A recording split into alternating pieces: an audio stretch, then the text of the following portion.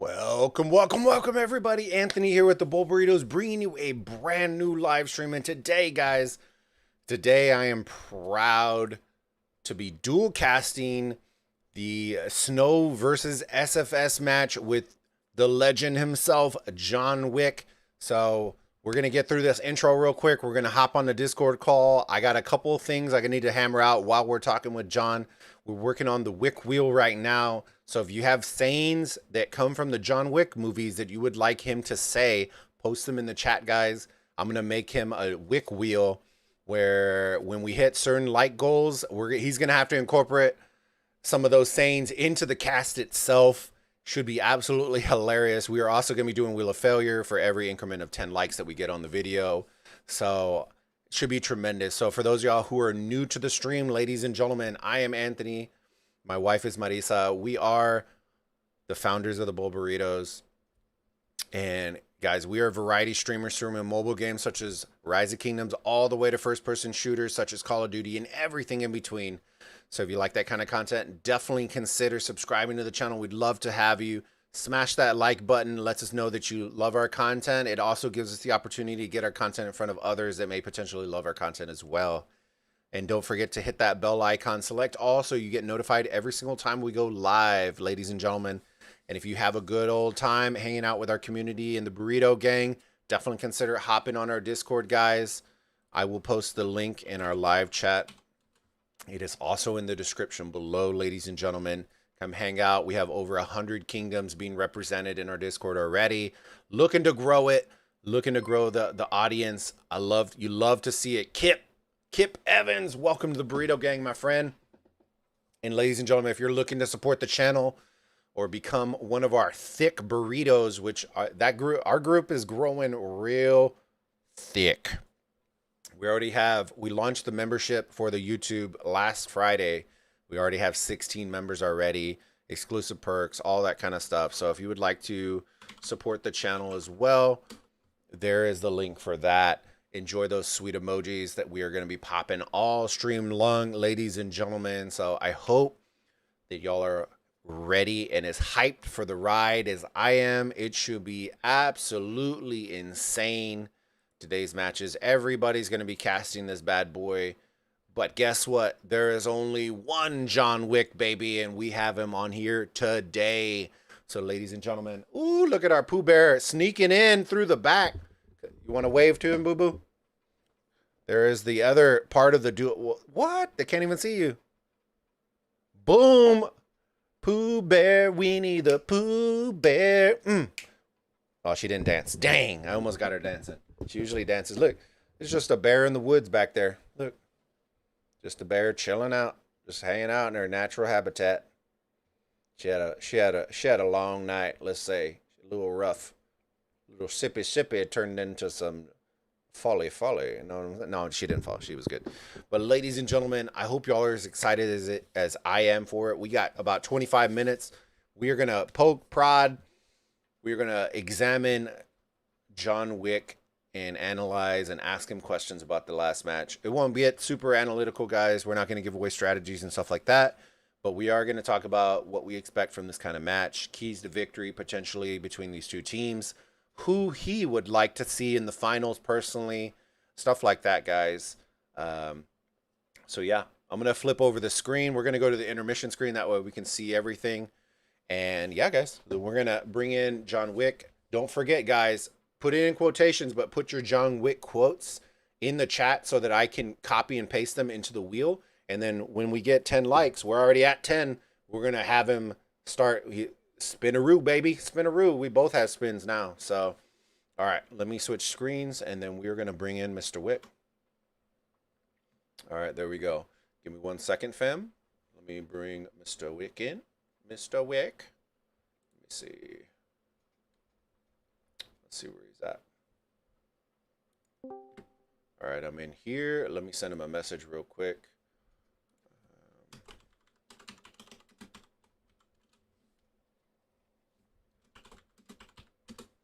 Let me raise the volume for Discord. We're going to fire up some music, guys, while we wait for him. Let us know if the audio levels are okay, guys. I'm going to turn the music down just a little bit because I want to make sure that he he can be heard as well. Turn this down a little bit. So it's going to be very soft music, but I want to make sure that he gets heard. All right, let's see. Let's see. Good content. Keep it up. I appreciate it, Kep. I appreciate it. What's your point on Slotty? I'm not gonna dive into that, guys. I don't really want to dive into that because I know nothing about it.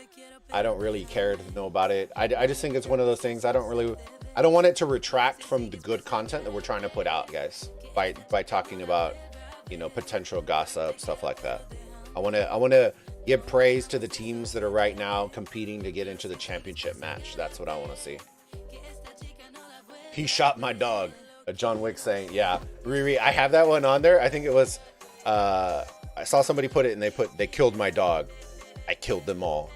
And then I put the other one, somebody suggested from OV that they took my arc. I killed them all. So we're going to incorporate a bunch of funny things in there. I'm here as usual. What's going on, Juan? How's it going? Hi, wifey, Riri. Saying hi to the missus. Clint Jacobs. Hello, what's going on? Did you tell JW what you thought his name was during the match? I did. Fate Hatter. I think Bulbaritos should have to incorporate nothing's ever just a conversation with you, John. Hey, I like it. Let's do this. Let me see. I'm gonna add it to the wheel.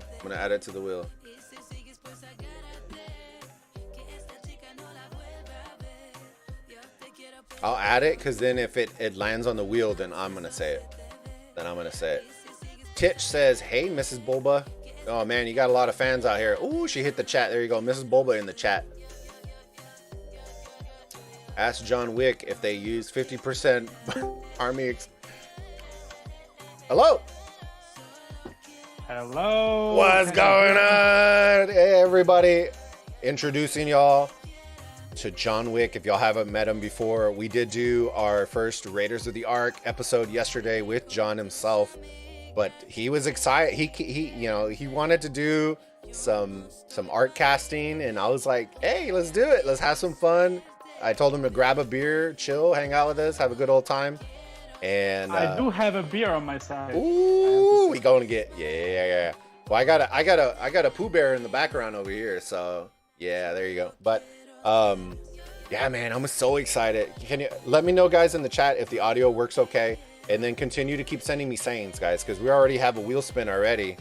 I hope you're ready. I need to go find them real quick, but while I'm finding the sayings before we do the wheel spin, tell me a little bit. What was it like? How was the match? You don't have to give strategies or stuff like that, but did it play out the way that you thought it was going to play out?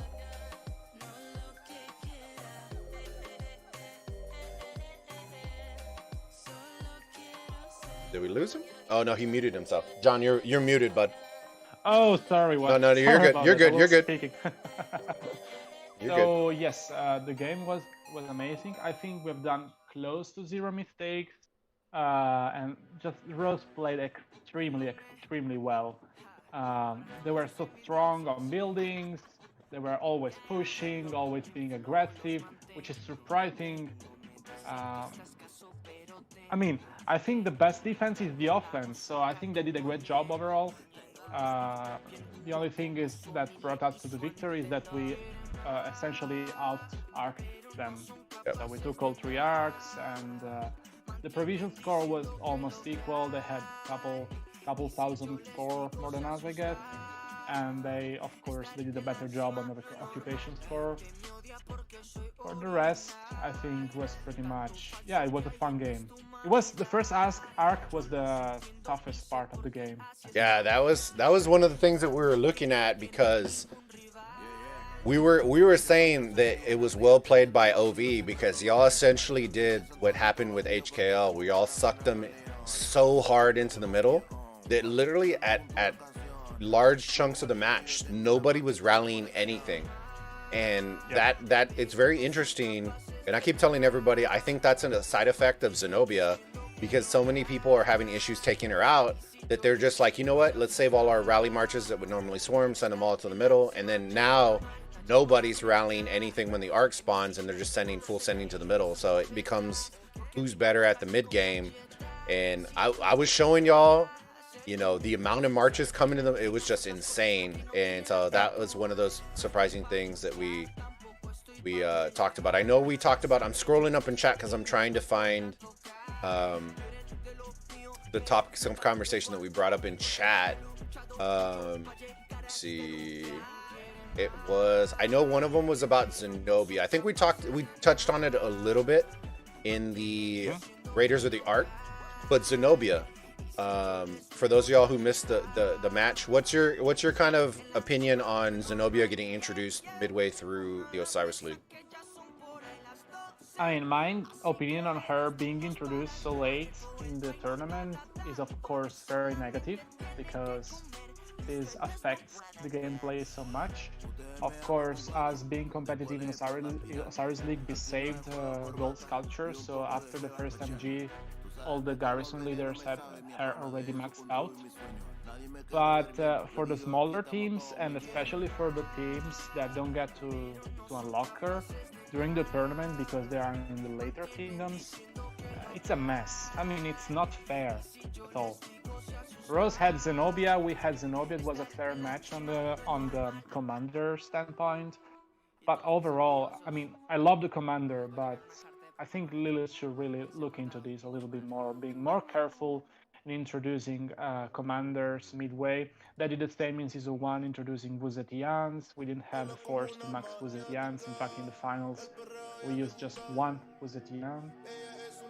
And I think they did the same in Season 2, introducing Ramses, which is not really relevant, but on the open field, it was really, really good at the time in Season 2. And they're doing it again, and again, and again. So, yeah, I really don't like it. Okay, give me 1 second, bud. What? Turn up Discord. Hold on. Let me see.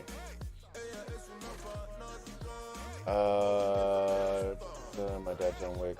Is John low, guys? Can you turn up John's sound a bit and music down? Okay, give me 1 second. If you want, I can change my microphone. I don't know. I have you almost at 95% on my volume thing. So let me see. I'm on it. I will change my setup.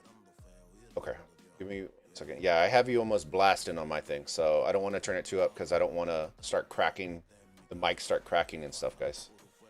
I do have them all the way up. I turned the music down, so we'll get it worked out, guys. We'll get it worked out. I don't know if it was just the thing. I may also on Discord end up having to give him well, I don't want to give him priority because at the point of giving priority, then it lowers our stuff, and I don't really want to do that. So hopefully the mic will make a difference, guys. And give me 1 second. I'm gonna be adding all these Wick sayings on. We have a bunch that people were adding. Okay, can you all hear me better now? Is that good, guys? Let me know in the chat. Good? Make sure y'all let us know in the chat. That way I can make sure, because he's pretty loud in my headset, but I need to make sure that it's coming through on the stream. Test 1, 2, 3. Yes, Titch says yes. He's good. Yes, better. Good. Yes. Okay, cool. Awesome, guys.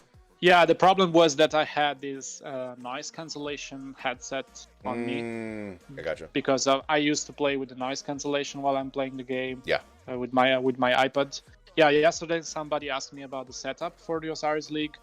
I use an iPad Pro 12.9 inches, so the biggest one, the 2020 version. It's the only device that does not crash and does not lag in the middle. So that's true. Devices. My only option to take the Arc. Yeah. Boogeyman. I think we have all the. Yeah, I have all the sayings that we posted in Discord, so we're good on that. We still owe. All right, we are good with that. Okay, so I will bring Discord back down. We should be good on that, guys. So, yeah, guys, we already. Let me see where we're at right now. We are at 16 likes, ladies and gentlemen. For every 10, we're gonna bring this wheel. If y'all have other sayings real quick, I'm gonna give it probably a couple minutes, and then we're just gonna run with these sayings for the match, guys. Oh, good now. Now he's good. Too loud for me, LOL. Turn it down, Claudio. I'd rather have it too loud because he's not cracking on the mic, so you can just turn your device down a little bit. Better. He is loud. Better. Even in top 16, all the new kingdoms like 411K, 411S, BBTH, and LIG all lost in one go. Keep the good stuff going. Appreciate it. Wakanda. So, all right, we owe them one quick spin, and then we are going to dive into the keys to victory. What we think the keys to victory are going to be for both of these teams. But before we dive into that, which team... Actually, we'll save that question for the very end. We'll save that question right before the match. All right. Let's bring up the wheel real quick. Here's our Wick wheel, ladies and gentlemen. The Saints will be on this side, so whichever one it lands on. It's good. Oh, actually, should we save... Let's save these for the match. Let's save these for the match because they're going to be a little out of context right now since we're not actually streaming. So we'll save that for the match, guys. But we do owe y'all. For each 10, we're going to incorporate them in. There's 2 that aren't John Wick related, or they are John Wick related, but they're coming from another person, not John Wick. So I'll incorporate those into the stream as well. Okay, you know, I just took a look at some scenes from John Wick for the match to get into the character. But of course, Keanu Reeves is Keanu Reeves. I'm a nobody. It's all right. It's all right. It's all right. Did you see? Just Mr. Nobody. Did you see Meg out there trying to troll you out there? She changed her name to John Wick. Yes, she changed the name to John Wick, and we actually had a bet on who took the arc first. I took the arc first, so she promised that she would have cooked a pineapple pizza. Oh no! Throw them into the trash. Oh yes! If Pineapples in the trash, baby. If I lost it, I had to eat a pineapple pizza. Oh no! Okay, well, that's I'm good. glad That's good for us. Yeah. Oh man, that would have been bad. My soul would have hurt for you. Let me see. Too loud for me. I already read that one. Good to have John Wick here. I totally agree with John Wick that the introduction of an OP commander in the middle of Osiris League really is unfair for younger. It is. It really, really is, guys. We've been saying that for a long time. Like it's almost like that's why I keep telling y'all guys, like marketing ploys, releases, stuff like that. The timing, it's not like you don't know an event's going to be happening. You got to plan around, or at least plan to not have stuff get released or viable or usable in the middle of a massive, because think about it, guys. Getting into top 4 guarantees you rewards that nobody else is going to get. You get the Osiris Invitational, assuming they're still doing it. You get top 4 rewards. You get a potential to win a championship, which then unlocks a whole other event that we're going to be talking about. There's a lot of rewards that are on the line, whether y'all like them or not. There's a lot of rewards that are on the line that are exclusive. So when you introduce something like that, it's just strategy breaking, and that's one of those things that we're gonna see how it affects, because SFS are one of the alliances that don't have Zenobia. They don't have Zenobia, and Snow utilizes Zenobia very well. So we're gonna kind of keep an eye on that. Do you think, okay, and everybody always asks in chat, so I'm gonna ask you, do you think Zenobia will win you a match? No, she doesn't. Even if we had Zenobia, you saw, we lost the occupation game. It's not about the commanders, which sometimes is a requirement in big picture. But every building with a rally and a proper swarm goes down. So even Zenobia goes down. The problem is that she resists longer. So she kinda allows you to lose less points when you lose a building. So if you have Zenobia, the battle for the enemy will last longer. You will throw them off their game. If you lose the building, of course, you lose it later. And for me, the only equation that there is in the Ark of Osiris game mode is points, time equal points. This is the only equation. Yep. Agreed. All right, guys, we're going to switch over to the main screen. We're going to start talking about keys to victory. We got about 9 minutes before the match. I'll bring up the timer. That way we keep track of that. Let me switch over real quick, guys. And then we're going to start talking about keys to victory that we think that both teams are going to need to have in order to bring the match on their side. So on one side, guys, we got SFS or K374, 3.3 billion power. Snow on the other side, slightly under 3 billion power, respectively. Both of these teams are very, very good. SFS come out of nowhere and are shocking a lot of people, guys. So keys to victory We'll start on SFS side first. And I'll start with John Wick since he's our guest, and I'm gonna see what he thinks the keys to victory in order for SFS to pull this match out are. So I'm gonna base my response on the game I watched, and of course we had also the chance to play a game against them that we lost. They are very strong in the middle. So I think one key to victory for them is to keep the game in the middle very strong and not give up on buildings. And I think Snow needs to be very quick to throw off them on this point of view. They need to throw them off the middle game. I agree. So, Yeah. SFS are tremendous in the middle, guys. If you haven't watched there, and we're gonna pay special attention to it. The one thing that I agree with you on, and it's kind of a little spin-off, is that Snow cannot pull a Rose, guys. They can't get sucked into the middle because SFS will. They're gonna look like the HKL or like the OV squad, where it's just like a swarm of marches just coming up from nowhere. It's like, where are these coming from? And if you are Snow, you have to stay consistent and vigilant on staying on the outside as well when the arc, because SFS are going to invest a lot in the middle. So you have to, there has to be some sort of risk reward, in my opinion, that if you're going to have, if they're going to hyper invest in the middle, then you need to be able to punish them for it, because you have the commander advantage with Zenobia. That doesn't mean in this scenario, I don't think they should hyper invest because they have Zenobia. I think it should be the opposite. I think they should hyper invest on the outside, neutralizing all their structures, because SFS are going to be, their mid game is really, really good, guys. And I mean, that's like kind of an understatement for sure. So we'll keep an eye on that, guys. I know we have John Wick with us, so mid game is going to be a big deal for us. So we will be focusing a lot on mid game and potential, what they're thinking, breaking down. And John can kind of give you all an insight into what they potentially could be trying to do or think, and kind of break it down for you all, guys. So, all right, key to victory number 2 for SFS, and then we'll move to Snow. Well, they have not been so strong in the building game because they focus so much in the middle. I think they have many players coming from JWM, as I heard. So they have the firepower. So I think they should, more than being very strong in the middle, they should time the position of their marches correctly. This is key to victory number 2 for me. Okay. I totally agree with that. I think the strength in SFS, guys, the strength in SFS is their teamwork. They move as a unit, and that's why I always tell y'all when we cast stuff, if you're gonna do something as a team, even if it's right or wrong, as long as, I always say, it's fail forward, you're gonna do it as a squad. If somebody calls it out, you're just doing it. There's no time to question. If they say, all right, we got to do this, we just do it as a team. If it fails, it fails. If it succeeds, awesome. But you got to do it as a team. You can't one hit. You can't do certain things like that. You're gonna have to make moves as a unit. And both of these teams do that very, very well.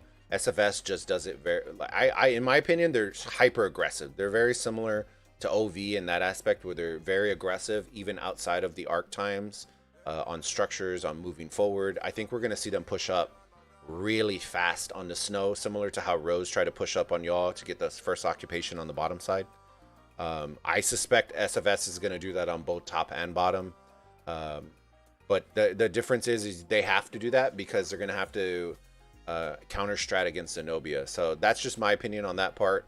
But I do agree with you on your point as well. So, all right, the last key to victory. What do you think it's going to be, my friend?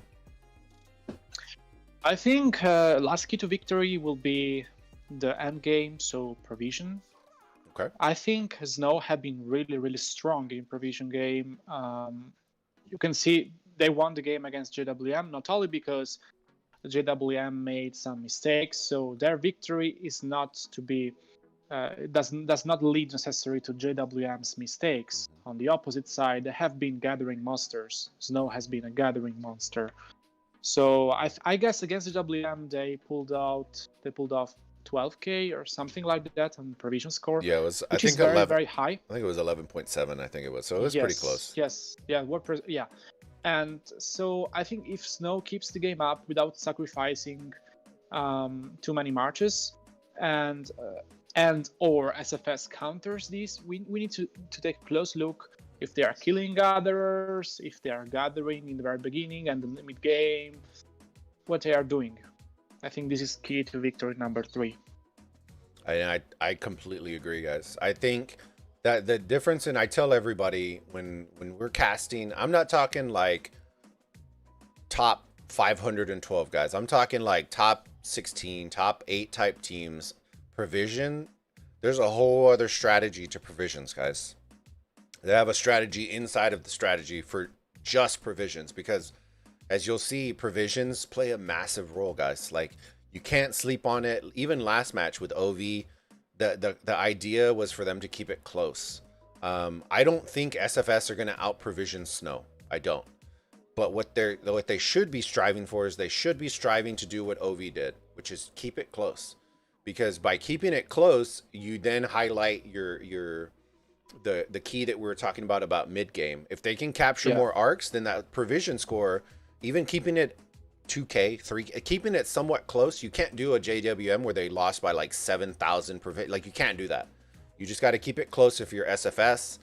Make it come down to your hot spots, which are the arc and structure game, and then, you know, keep it at that. Because yeah, I won't dive too far into that because we only have a minute and a half left before the match starts. All right. Can I say something? Yes, go ahead. Yeah, I saw Logan Smith writing mad respect for Mag. I agree, Mag, you're a great player, you're a great arc carrier, so mad respect for you. And also I've seen some Rose members popping up in the chat. I think Van Diesel is their leader. You formed a great team. You are a great kingdom in general. As I said in our interview yesterday, you are very good in both KVK and Osiris League, so mad respect for you. There will be always people that will talk bad or team or another team anyway, so just keep it on your road. You are doing great, and I hope we can meet. If there will be an invitational, I hope we can team up together against the other realm. It will be an honor for us.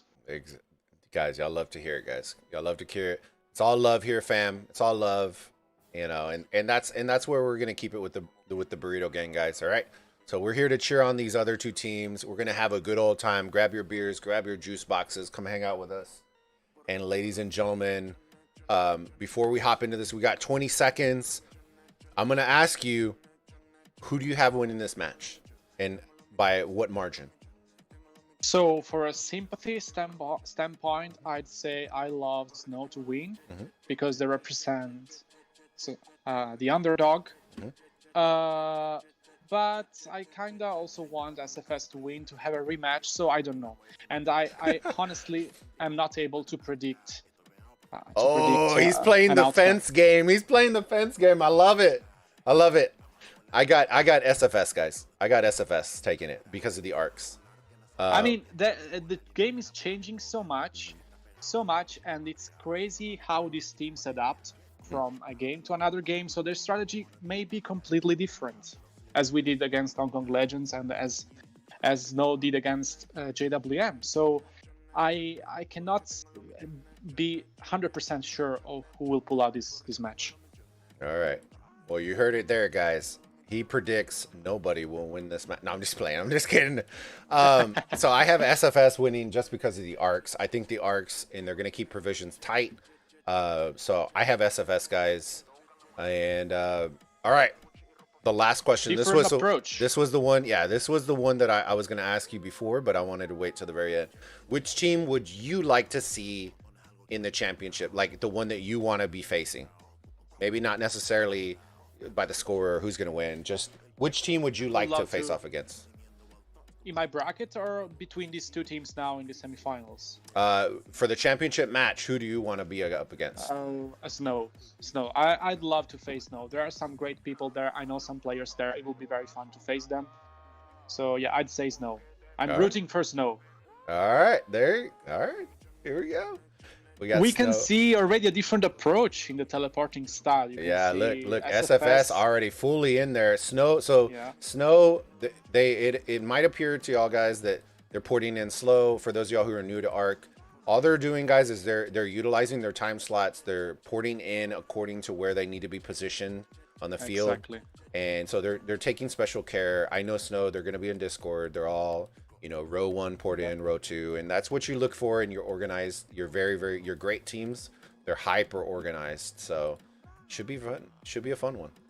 All right, for me, Snow did already a better job on teleporting, because of course people teleporting later into the game should be in the front, so they did a better job already in the start.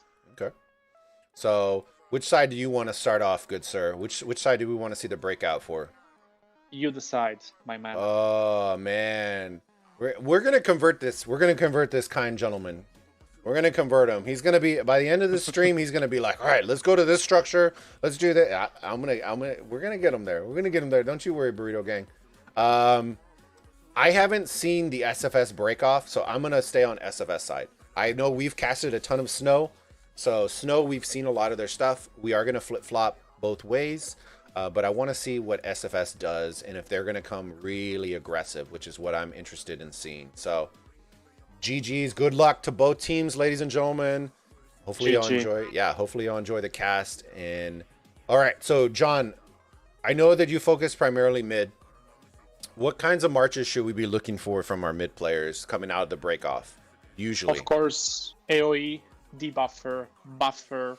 So march speed, commanders. For example, Guan Yu, Alex, Adelfled, Joan of Arc, Mulans, Artemisia, YSGs. And I see the openings, no, this is a risky, very risky. They're going with a few T1 to grab all the structures. Yeah, we saw the OV strat. We saw that T1 CC get melted. It was so good. But it was fast though. That's the thing though. It literally marched across the entire map before the other CC rally got to Garrett, and that's just, guys, that's just strategy. That's trying something new, trying to catch them off guard. So we're gonna see, and we're gonna zoom out just a little bit to see what we're looking at, guys. And look at the break off. Okay, we're gonna keep an eye on it. SFS seems to be coming super heavy on the bottom. Zoomed out with the colors. We're looking right now. We're going to flip over in just a minute. But yeah, their bottom is going to come really heavy. Look at the top marches compared to the bottom. Probably 50% of these are going to be going to the top. So we'll keep in mind. But they're coming out hot. Look how fast they're coming out. Let's flip over to the Snow side and see what we're looking at. So what are you seeing right now? I'm seeing that Snow won the first cross. So the bottom right obelisk has 10 seconds of advantage. And Snow lost the bottom left obelisk in timing, so there is an equal cross. So SFS did better on the short obelisk and did worse on the long obelisk, and vice versa for Snow. So yeah, we are on an equal game here on the first capture. There you go. We're 160 seconds out, guys, before absolute madness is going to ensue on the arcs and the shrines. Oh, guys, we totally forgot. First one, where are we at? 25 likes. We got 2 spins for Mr. Wick already. Give me 1 second.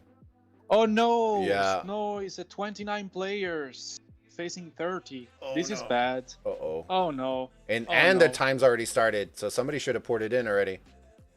Let's see. I think they will be playing in 29, man. Oh god. All right, there you go. All right, I'll say that one. All right, when we get to the middle, I'm going to pop that saying. That way we can actually show it off. I got to save it. All right.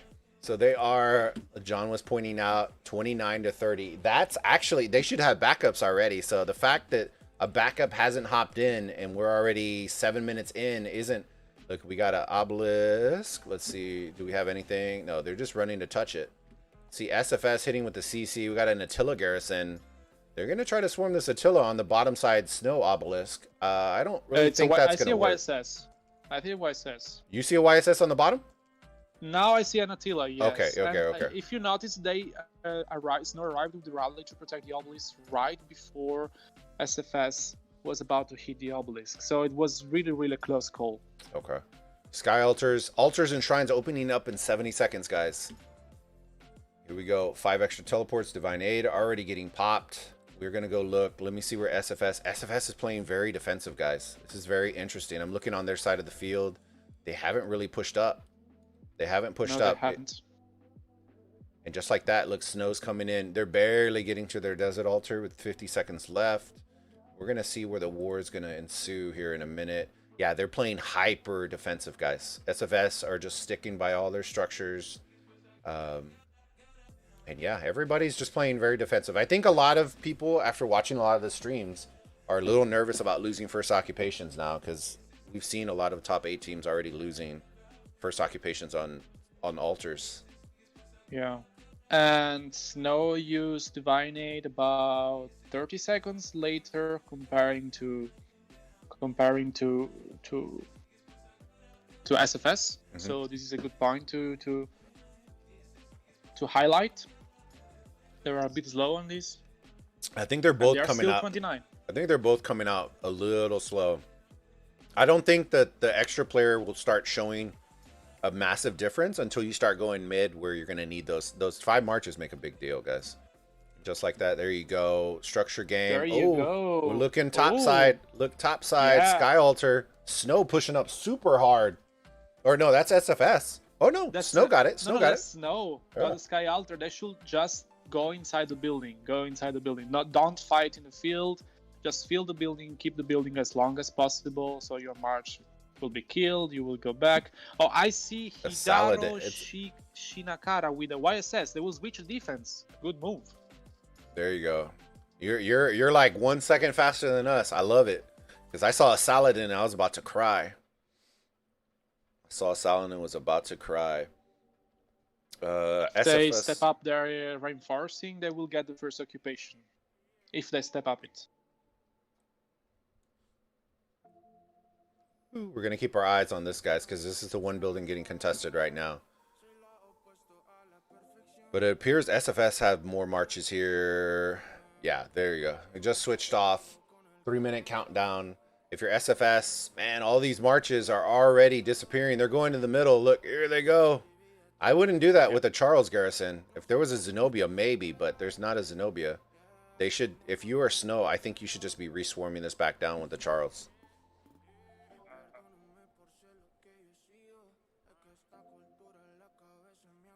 The map is even now, half and half. I see K374 rallying the central outpost with a Guanyu rally. This is a strategy we have already seen in the past. And there is also Minamoto to swarm it. Minamoto not the best commander, but I can understand the choice for a later kingdom.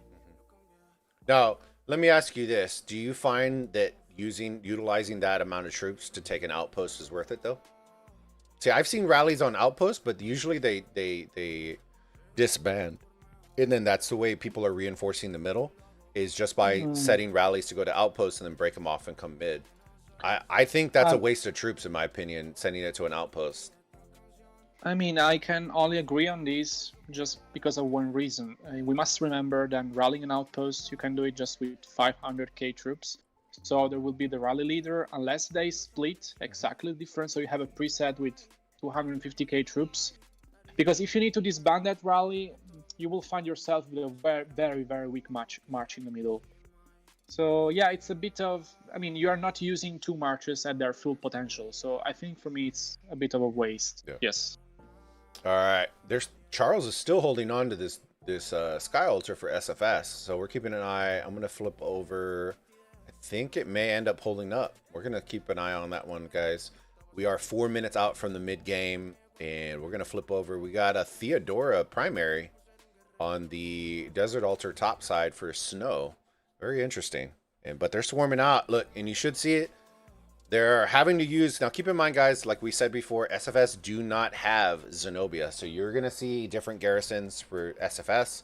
But just like that, look, this proves effective. Look at Attila. They're swarming. They understand. But look at where their marches are heading to. Ooh, here they come. Oh, the middle is full of SFS. And they also put the top obelisk. Here we go, ladies and gentlemen. Rapiding the teleports. Yes, here we go. Oh, and I crashed. No. All right, give me 1 second, fam. All right. Okay, While I will keep crashed, telling you go, you go, John. So basically, SFS just took the top obelisk that was not garrisoned by snow, and this is a big mistake because it was an Attila Takeda rally. It was full, so it will take a good 5, 6, 7 marches to take it back. This will disrupt the obelisk for at least other 3 minutes and 50 seconds. And yeah, and SFS is all over the middle. I don't see any way Snow can take over the first arc, honestly. Yeah, look, and they're doing the right thing in the middle. They're pushing up.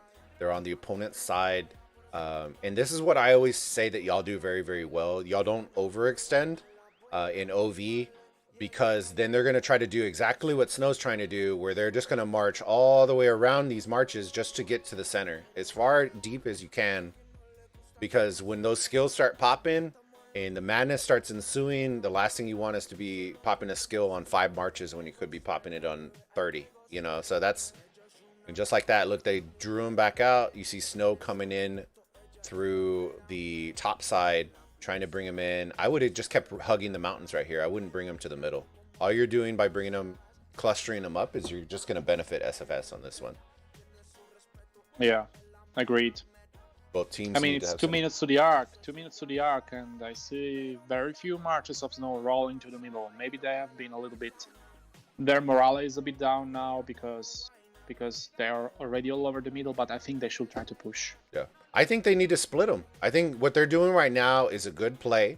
They need to split and spread out SFS. That way they can do some stuff. Right now, what they're trying to do is they're bringing these marches from the bottom side to the mid, like directly in the middle of the map, and I think that's a mistake because SFS already has the presence there.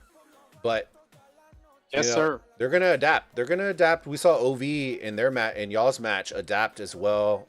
I saw y'all come in 5 minutes early, and I was just like, I told you guys, they adapt mid game. They understood, you know, that Rose came in earlier previously and they had to push through, so you adapt. So this first strategy is going to tell you a lot about what the other ones are going to be occurring with. So we're going to see, and then we'll keep an eye on the map, guys. Keep an eye on the structures so that we can keep an eye and see if people are going to keep rallying or they're going to get sucked in.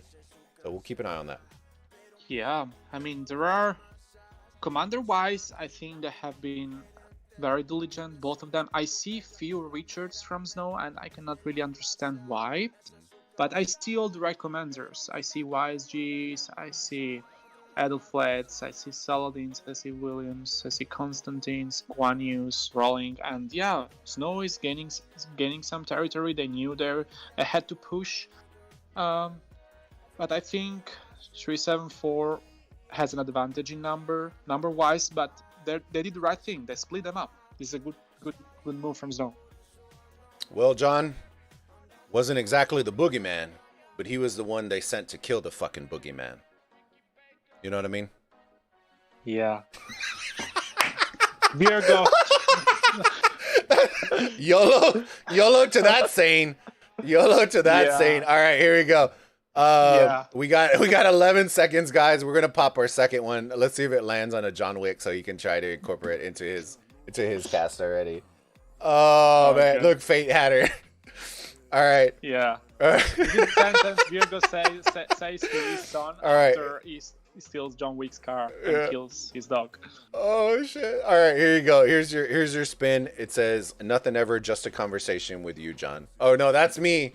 Okay. Well, we got 2 more. All right, I'll incorporate that one, guys. Unbelievable.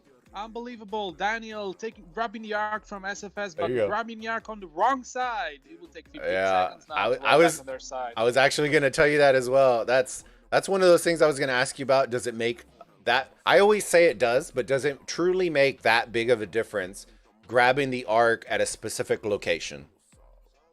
I mean, if you grab it on the enemy side, it takes 15 seconds to roll back on your side. So yes, it makes a big difference. So if you grab it on the side, see, what I've always seen is when you grab the arc from the backside, from your side, and you instantly turn around, right? Just that instantaneous turning around. If you grab it from the mid and you start running it, it takes you about 10 seconds to get where you would have been if you grabbed it from the backside and just turned around. So I can imagine it's even bigger on the opponent side, having to run it across the structure. So that's interesting, dude. FSS. SFS look dominating the middle. Oh my goodness. Yeah, they just destroyed Snow. There is there are no more marches. We see another Guanyu rally rolling, and Yep. at the same time, the top desert altar for SFS gets lost. Snow takes it.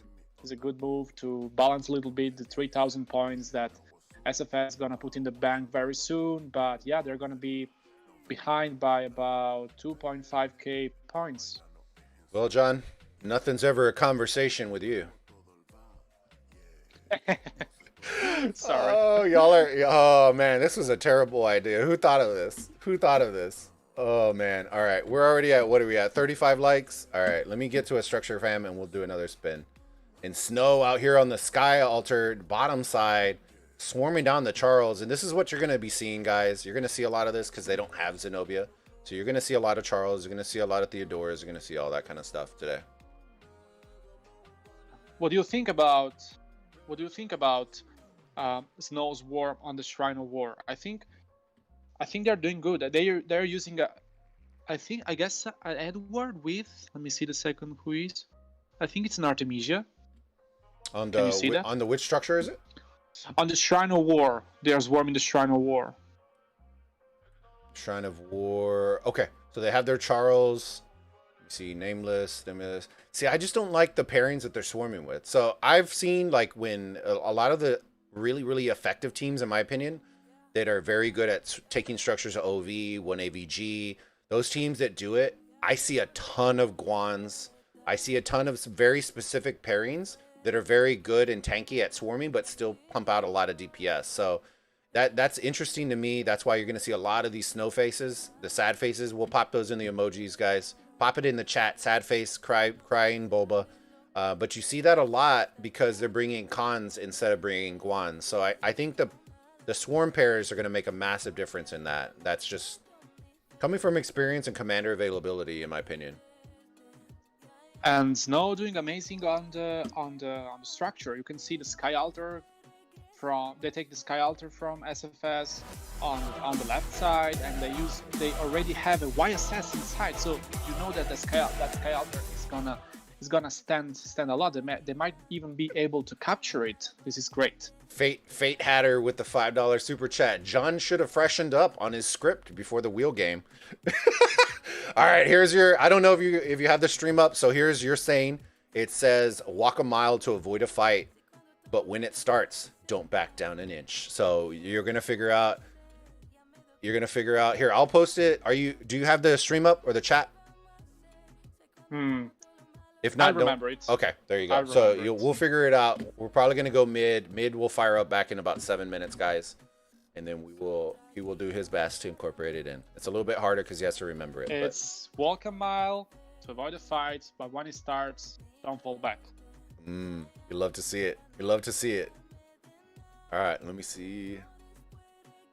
It's Meg. Oh no, Meg hit our chat. Anna with the pineapple pizza. Oh Lord. Hi, Meg. No. Oh no, pineapple pizza. It's Arch Nemesis. I love it. I love it. Okay, I got it. Can you see in the middle at the Temple of Osiris this guy with its Cao, Papa Pimp? I got it. He's really trying to walk a mile to avoid the fight, and walk a mile to avoid the fight, but when it starts, don't fall back. Oh, it's so good. Oh, Papa Pimp. He's coming in 7 minutes early. YOLO. I don't know what he's doing there so quick. But Snow out here on the bottom side, guys, they got their YSS. I suspect that SFS are going to start swarming this down.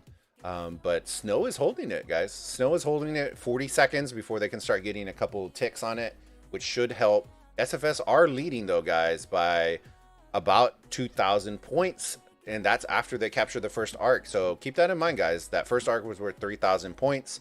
So if they wouldn't have captured that, they would actually be losing to Snow right now. So if you're Snow, you're doing what you need to do. You're keeping it tight.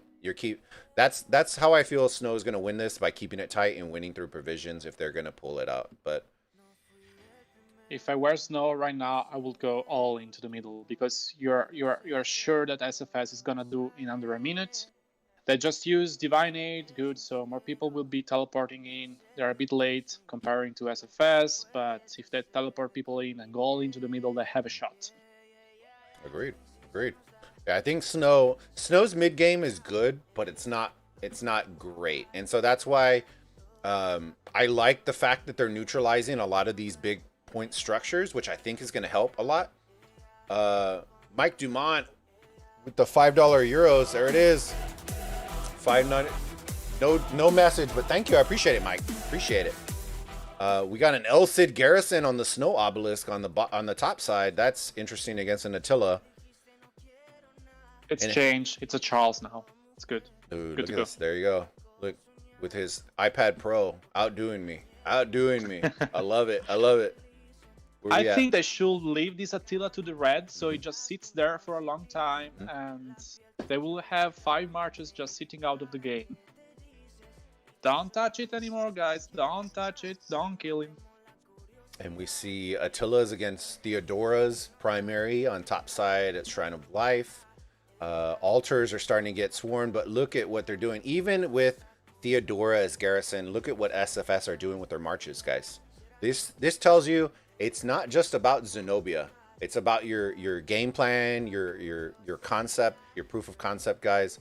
They're not staying here to swarm. They're saving all their marches, and look where they're heading.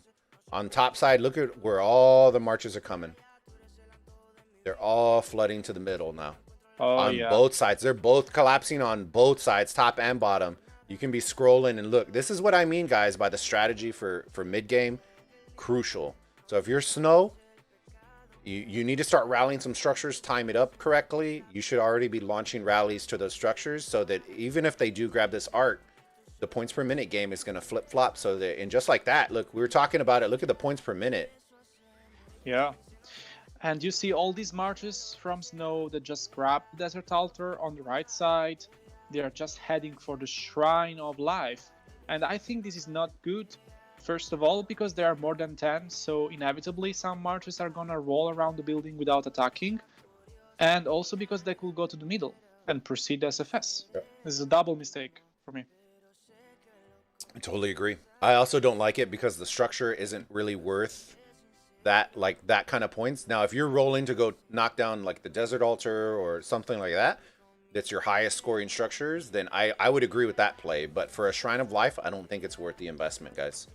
So I do agree with you on that. The Attila is about to get taken out by this Theodora. So now you're having to overinvest for a structure that potentially isn't going to really earn you very much. So that could be. If they don't invest in the middle, it's a problem. Sorry. And just like no, don't apologize, bud. You can talk. But look who kept their Desert Altar though. You remember we were talking about them possibly losing it because they sent all their marches to the mid. SFS held on to it. They didn't lose it. Which Desert Altar? The right one? The top side closest to the mid. So the Desert Altar. Yeah, they actually lost it right before they were rolling to the middle. Oh, okay. Then they got it back. But yeah, they got it back pretty quickly. But they still, anyway, if you take the Desert Altar right back after the enemy captures it, you still lose 450 points because it takes 3 minutes to take it back, and it's 150 points per minute that you lose. Yep. So yeah, if you take it in 3 minutes 30 seconds, you will lose 525 points.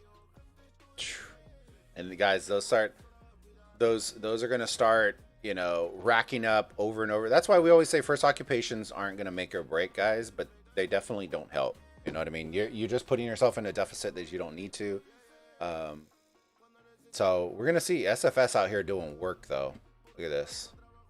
Ooh, Snikes.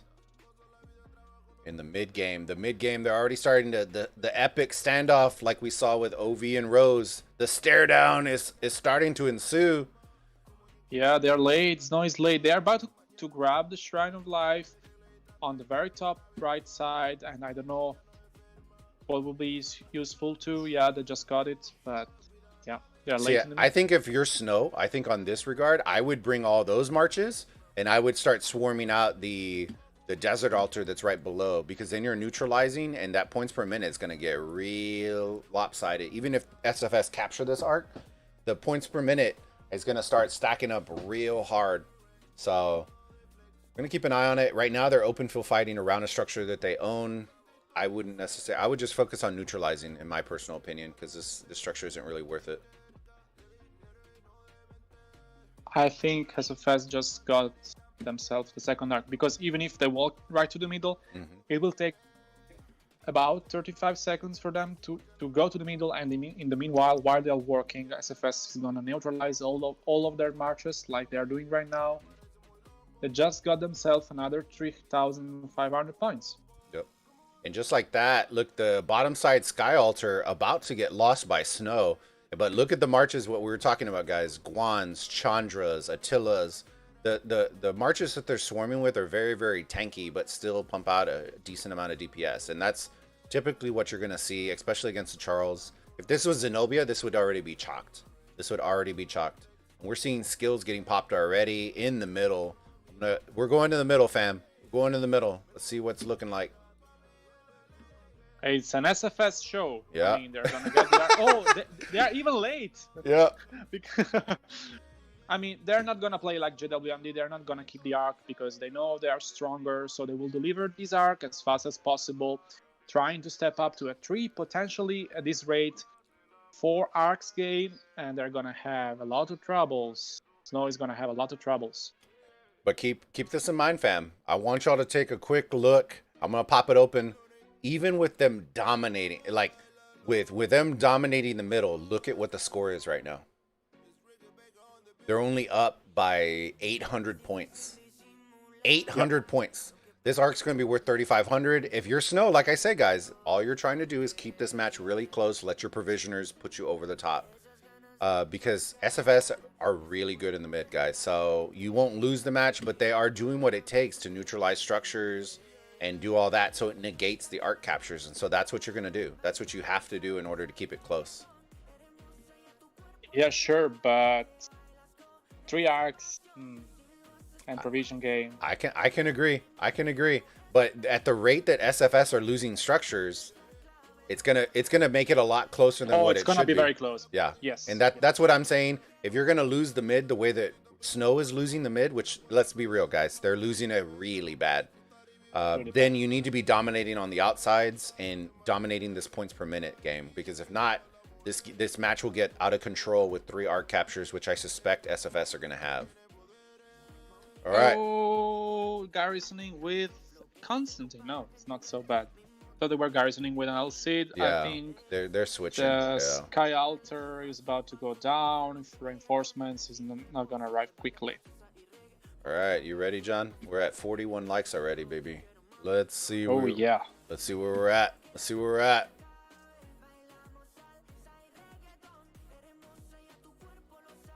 Oh, man, is this another one for me? All right. Ooh, SFS using Insatiable Desire, so they want to step up their provision game. Interesting. Well, how good to see you again so soon, Mr. Wick. Can I change the sentence a little bit? You could change. You could do whatever you want. Well, I've seen you yesterday in the interview, so how good to see you again, Mr. Bulba. Yes, yes. Oh, man, I love it, man. We need to make more wheels like this. This is too fun.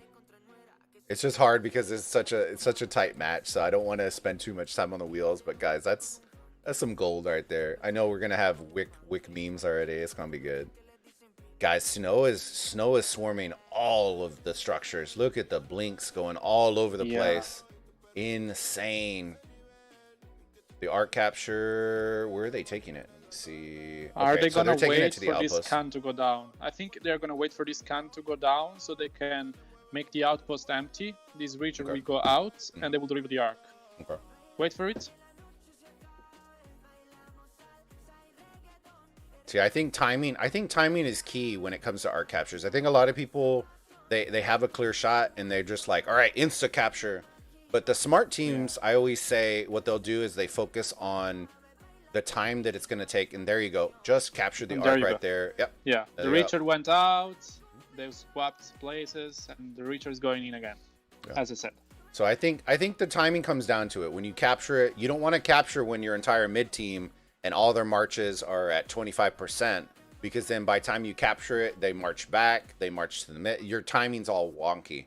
So I always say when you're going to capture it, you time it up with your mid game so that you can send fresh marches at the same time, and it times up to when the arc's going to be spawning. That way you're not getting caught off guard playing on your back foot. Agreed.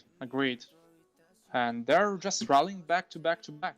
Yep. I see Snow rallying again, the Sky Altar, and this Charles is already very low. I see them having some reinforcements raiding the back, but I think this will go down for sure. I think a lot of these structures, so Snow's doing what it needs. They're going to take this time, which is the 7 minutes before the arc spawns, to try to neutralize as many structures as possible so that it brings the points even closer to what it should be. So if they do take down a lot of these big structures, guys, I think the points per minute it will bring them close enough to where it's about 2,000 points behind, which is okay, because then the next arc will be 4,000. It's a 6K point lead. I believe that will be the last arc. And then it comes down to the provisions in the structure game. So we're going to keep an eye on it, though.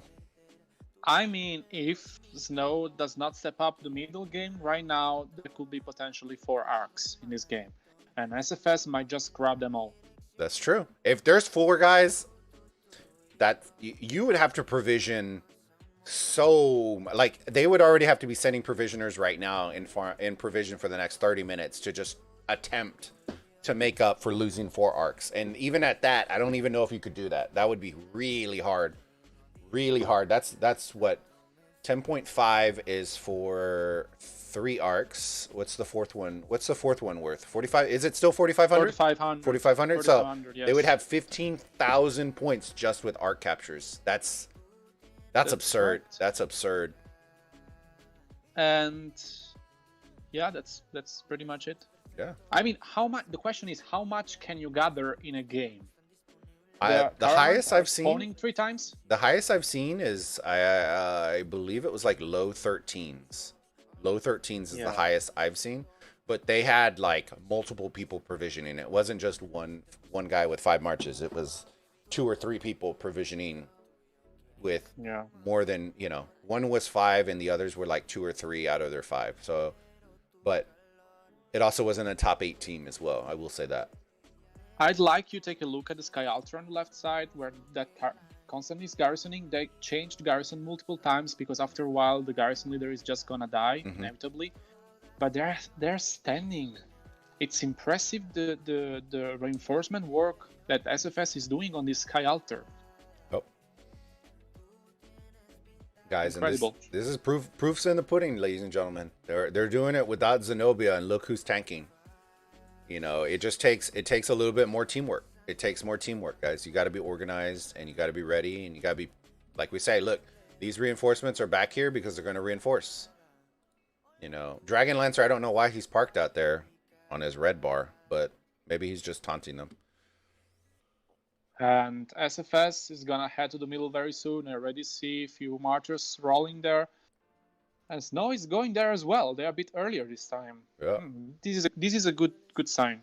And then you see SFS abandoning their Charles garrison. A lot of the teams wouldn't have done that with the Charles going against an Eddie. So I think Snow may actually take this one, but we're gonna keep an eye on it. SFS are investing heavy in the middle, which is not uncommon, guys. I think the way to win for Snow right now is to grab at least 1 arc. Being them an older kingdom, they have for sure some commander advantage, even if I know for sure that Kit 374 have few members from JWM that are really monsters. I think if they grab an arc, if they time correctly with the to the death skill, if they have it in their arsenal, I think they might pull it off. But I don't see them going to the middle. They're just standing there. Now, would you save that for the last arc, or would you do it on this arc and then hold it? Depends on how many points you have, on the enemy force, on the correct timing. As you see, the Rose used it against us on the second arc, and it didn't work. We didn't use it, and that didn't kill us. And well, y'all also brought the house on that one. That was a difference. They popped it. and they thought that they were gonna wipe all of y'all out with the marches that with the marches that they had in the middle, and then we watched OV just absolutely dump marches into the middle, and it just countered it super hard. So that was, I think y'all are a special case. So we'll chalk that up to OV being OV, because that's why I feel like it's really interesting, because the way that OV floods is the same way that SFS flood. Look. They know that they're dominating the middle, but look at the mid game. They're still dumping in, and they don't have Zenobia, guys. This is without Zenobia, and they are still dumping more troops into the middle than the team that they're facing off against that have Zenobia, guys. I mean, they lost quite a few buildings, so for sure Snow in the final score would be at least 3.5k points ahead on the building game. But I don't see why they didn't push to the middle. They had a timing advantage now, but they just were standing there, very, very far away, about 35 seconds away from the Temple of Osiris. This is more or less the march time. They could have pushed in. They should have. I think they're switching focus, and they're just gonna stick to the outside, because right now they have their Desert Altar top side that they're about to take this Theodora out, which is a good points per minute. That they're going to be taking them out. I think they're hoping that the points per minute advantage is going to help them, because I think if I was Snow, I would, and looking at the way SFS worked the middle, your strategy, it wouldn't be to overinvest in the middle, in my opinion, because SFS are going to beat them out. So those are all going to be marches that are just going to get nuked. I think you should still send stuff to possibly try to slow them down. But the structure game for Snow should be their bread and butter, which is what we're looking at right now. Here you go. He's gonna Snow pop to the death. No, they did not pop it. No. Why? No, they popped it they so don't have far any away. Yes. It's 1 minute skill though. They're gonna just back up now. Yeah. SFS, they're doing the right thing. They're just backing up. Then they're gonna use it in about 10 seconds. They're gonna wipe out all the snow marches, and it's game over. Yeah, there you go. There's the call out. Everyone says retreat after the skill is done. Then guess what, fam? I don't even think SFS need to. If I was them, I would just pop a war drums, pop something else, and then you bring all your marches. Yep. See, I wouldn't have even used it. I would have saved that for the fourth arc. I think they could have just retreated, saved that skill for the last arc that way, because you know that Snow's going to have to overinvest in the last one, and I would have saved it. I think them popping it was kind of a waste, because look at all these Snow AFK marches. Oh, no. Yeah. It's game over. SFS going to take this arc 100%. And they popped war drums. Oh, God. Yes, no counterbalance with defense, but now it's too late, because if you waste half of the skill just running on the field because you don't use it when you engage battle, and it's over. Yep, and just like that, even if they're gonna grab the arc, SFS is just gonna knock them out. Look at where they're fighting, though. Look at where they're fighting. Look at where he's grabbing the arc. Nobody is around. All the AoE is not even hitting the arc carrier. Oh, no. Yeah. Oh, no. And they're running it out of the gates. Look at that. Nobody's targeting the arc carrier. Cao breakout. YOLO. Upping. Shout out to Upping with his scout Cao. Grabbing the arc very fast. Oh, man. That was bad. Look. Oh, shoot. Whew. And this arc's going to be worth 4,000 points, guys. So keep that in mind. That would put them up by almost 10,000 points. Put them up and by there almost... will be, as I said 20 minutes ago, there will be a fourth arc. Oh, that's going to be Desire getting popped. Oh, man. Oh, no. Snow needs a Meg. See, guys, but this is where, like, the top teams, this is when we always talk about recruiting and stuff like that, guys. This is when you find out where your weaknesses are, stuff like that, so that when you start improving, you focus on recruiting those specific type people. So if you know your mid game's weak, you study, you strategize, and you find players that thrive in the mid game, and that's where you start building, you start adding pieces to your teams, doing stuff like that, because clearly SFS's mid game is, like we said, guys, it's far superior. But look at the they're points already per going minute. away. Yeah, look at the points per minute, though. That's the one thing that I will say Snow is banking on really hard. They're banking on provisioners. If you're in Snow right now, 1000%. You should be farming every single tile that is on this map right now for the next 20 minutes. Like, Yeah. you know, that's the only thing that you can bank on, that in your structure game, and you need to be banking really hard. In the mid game, hopefully they have bogged down. The last one, I don't know if they're going to be able to hold them off long enough. I don't think they will be. No. But popping bogged down, you should have saved till the death for the last one, because that's the one that would be the backbreaker, in my opinion. But I think they invested in this one because they were probably hoping to stall. But we'll see. We'll keep an eye on it. I mean, the skill has been used from both sides. They will have for sure the points to pop up attack, defense, and maybe bog down if they have it for the fourth arc. SFS has two options now: deliver this arc, which I think they're gonna do, or keep it and get stronger on the provision game or the building game. I'm going to take a look real quick on the snow side. I want to see what their provisioners are looking like. Let me see. Yeah, take a look. I'll take a look at the SFS side. That's fine. Yeah, snow. Oh, man. Okay, so that's 7, 9. Oh, my goodness. 9, 10, 11, 12, 13, 14, 15, 16, 17, 18, 19, almost over 20 provisioners right now. 20 March. That, guys, that's literally, you're literally taking 4 players from fighting to provision at this point. That's a lot. That's a lot, guys. You know, and that's where the strategy comes in, where you're kind of getting taken behind the woodshed. So you got to make a conscious decision whether you're going to invest those marches into fighting or whether you're going to invest them into provisions. And I think they made that choice of going to provisions. We see a skill getting popped over here on the Shrine of War. Yeah, Shrine of War on top side for snow. But look at the marches. Look at the marches from SFS that are right behind that Attila rally. And that's what you see. And you see this with OV. We see this with y'all's team. We see this with a lot of teams that are very good at swarming structures. You're just following up the rally. You know, even with Zenobia. They're just suiciding the marches that were in the middle. Most of those marches are in the yellow. And honestly, I've counted 12 provisioners from the SFS side, K374. So I don't think they will be very much behind. Also, for the reason that they use the gathering skill. Oh, snow killing gatherers in the back rows. Interesting. This is a good move.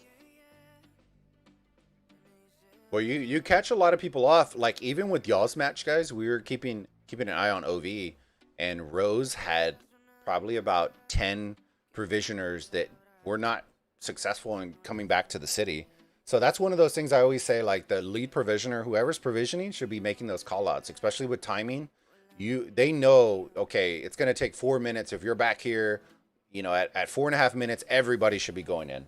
You know, we saw people getting sent out at 3 minutes left. I'm like, guys, that's a waste. It's not going anywhere. It's not going to come back. Yeah, so. I mean, I also made a mistake. Two of my provisioners in the late game were late, so 2 of my marches were late. Shame. All right, bring out the shame emoji, guys, from Game of Thrones. Shame on John. Shame on John. Shame. Zenobia out here tanking on the bottom. Oh my goodness.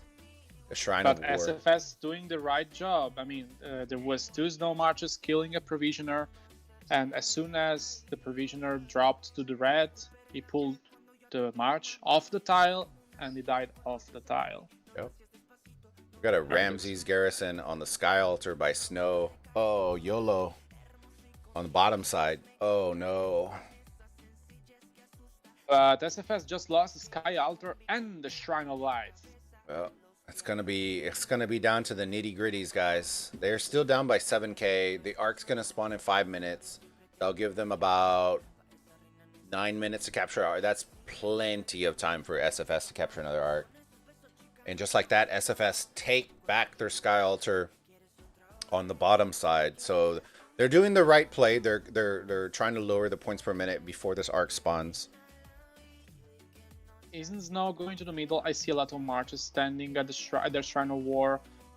Some marches are going back home. I don't see Yeah, why. this is. Some Oh marches no. rolling Where- to the middle. This is bad. I think SFS is gonna take a 4th arc and then it's Yeah. completely game Look over. at all these marches, guys. Oh no. There's like 10 or 15 marches that are marching back to the city. Alex, I think they're. See, this is where timing, I tell y'all guys, it's critical because the fact that these marches are coming back, look at the time. By the time they get back to their city, it'll be 3 minutes before the arc.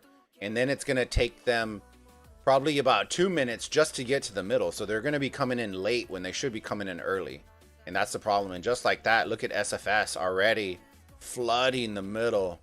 It's just a wave of blue coming from both sides. Teardown getting popped already as well on the Desert Altar on the SFS side, top side, on Theodora. But look at all the marches they're investing in the Desert Altar. They're really adamant about just sticking on the outside, which is very interesting. I think the final score will be somewhere in between 46,000 for SFS to, I'd say, 37.5 thousand for Snow. Let's see, 46 to 37.5. This is my prediction. Yeah, I am, Puntan. Yeah, I am.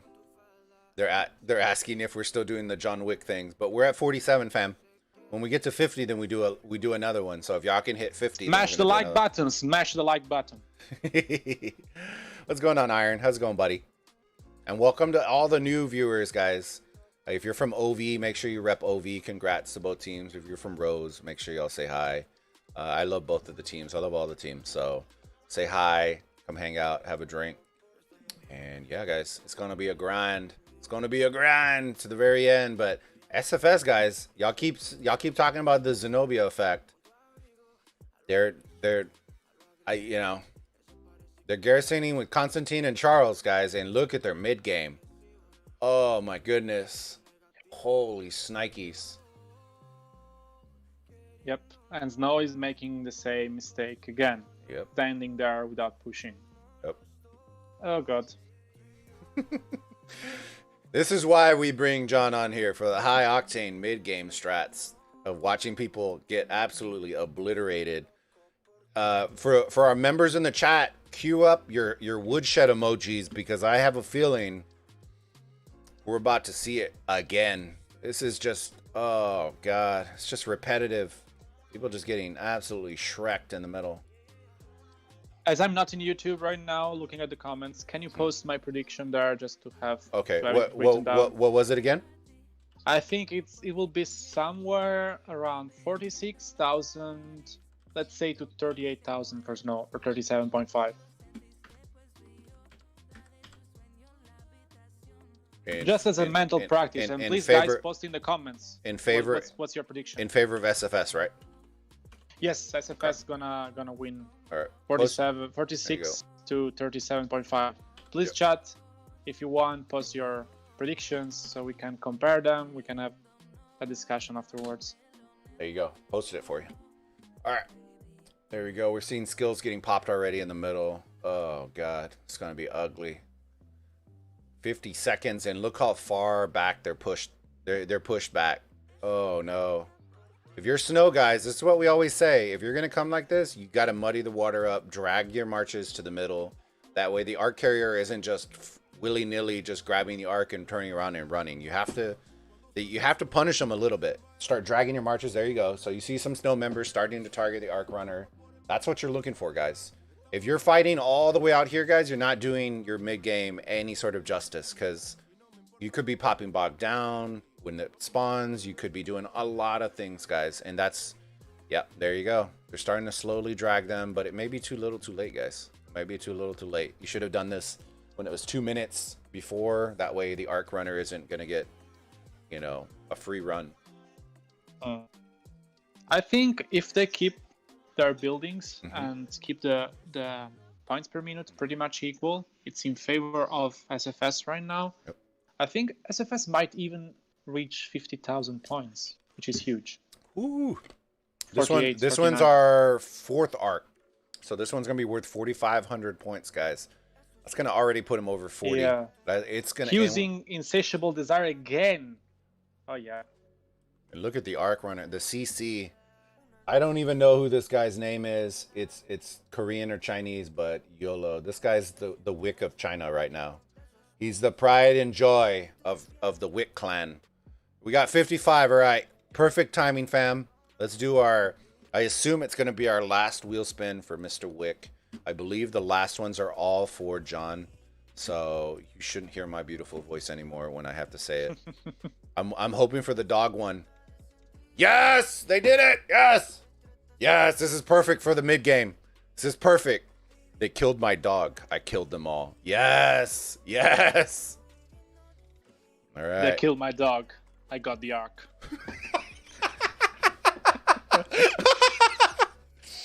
All right. And just like that, guys, look at the arc runner. Oh, my goodness. Yeah. And it's just blue everywhere. It's just a sea of blue. Oh, man. It's gonna capture the arc in 1 minute and few seconds. Oh, man. I think they might reach something around 50k points. Yeah, I'm gonna say 49 to 40. This is what I like to 49, see, though, guys.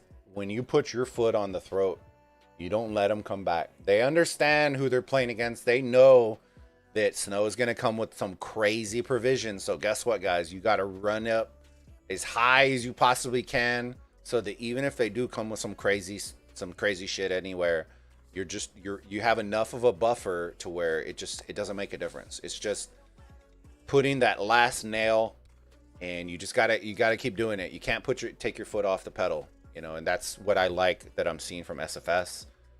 They're great. Yeah. I'm scared. Whatever. YOLO. John Wick. We're gonna add in another saying. Ooh, we're already at 55. 5 more likes, fam. 5 more likes. Let's do this. We're gonna shut this wheel down. Shut the wheel down. Yeah, and look, Gambit, everybody popping the woodshed emojis, and just like that, this Eddie rally on the Shrine of War is about to get swarmed down on bottom side, on SFS side. It's done. That's a YOLO. Oh my. Look, the arc. Did the score already change? Yeah, it did. Yeah, it did. We're almost at 10k difference, guys. The points per minute is tied. Points per minute is tied. Just take a look at the Desert Altar. Which side? SFS Desert Altar on the right side. It's crazy how they are defending it. Look at the with swarm. nails and teeth. Circle the chariots, ladies and gentlemen. Circle the chariots. It literally just marches running around the rally. That's insane. Yep. It's game over. It's game. GG's. GG's in the chats for SFS and Snow that played amazing, but yeah, dude, that mid game, that middle game, is just that mid game. And look, they're doing the same thing. Look, they got the Eddie low enough. They're not going to waste their troops. And now they're full sending. Oh my goodness, they're full sending to the Sky Altar bottom side. Look at the SFS marches coming from the from top going towards the Sky Altar on the bottom. Just look at the wall of blue that's about to come. Ooh. Yeah. They will not take it before they arrive. So yeah, good job on that. No points disruption at the end. They never take the foot off the throat, as you said.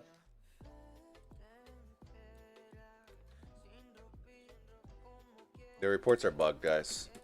We've had that issue several times already, but I can't do very much about it. They were bugged last match too, unfortunately. Yeah, I cannot see them as well. Let me check the Desert Altar. Julia, what's going on, Julia? We're at 62. Oh man, y'all are crushing it already. Here we go. Let's line this sucker up. That way, there you go. Y'all can still see it. There's some fighting right there. We're about to spin our Wick wheel. Here it goes.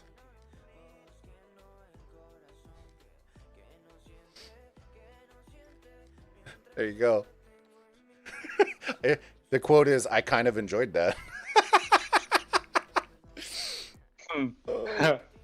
Yeah, being a Snow player, yeah, you got all the arcs. I kind of enjoyed that. That was masochist. Oh man, I love it. I love it. I love it. Oh man, they took all the arcs. I kind of like that. That's so good. Oh shit! And look at the wall of blue already around the Sky Altar. Lord Almighty. All right, I'm gonna flip flop around, guys. We got 4 minutes left. SFS are leading points per minute. Provisions should start coming in here fairly soon. So actually, you know what? We'll stick with this structure for probably about 30 more seconds, and I'm gonna start looking for provisioners to see where they're gonna start coming in. I think Snow's gonna pull it, guys. I think the provision game is gonna be nuts. Like, I know y'all keep thinking that it's gonna be like that. I think before the SFS provisions come in, I think Snow's gonna pull this within about 3K. Just pull that many res. See, you're already starting to see it. Look, they pulled it in. It's under 10 now at that point. We're going to start seeing them come in fairly quickly. Let me see. Let's see if they're going to start seeing some red lines come in. See, this is what I mean, guys. They're sending out provisioners 30 seconds. You're not going to have enough time to do that. So Snow should already start bringing people in.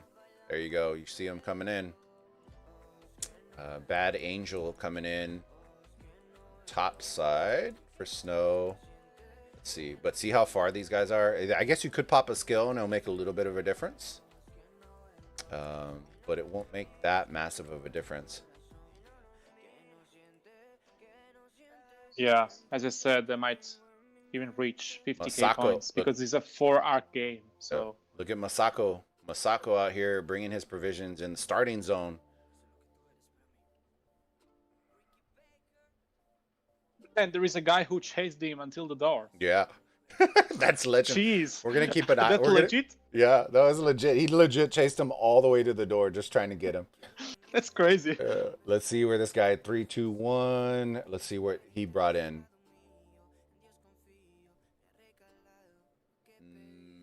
The score, there you go. It was a little bit. It was like 800-900. Jeez, look, he's the gatekeeper. Look, he's trying to target all of them by the door. Look. I don't think he's going to kill him, though. But the name of the game, guys, that's actually a good strat.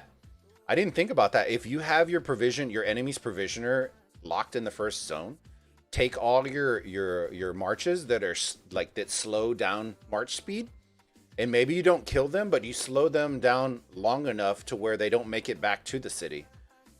So you park a couple by the gate, and then you start targeting them to slow them down.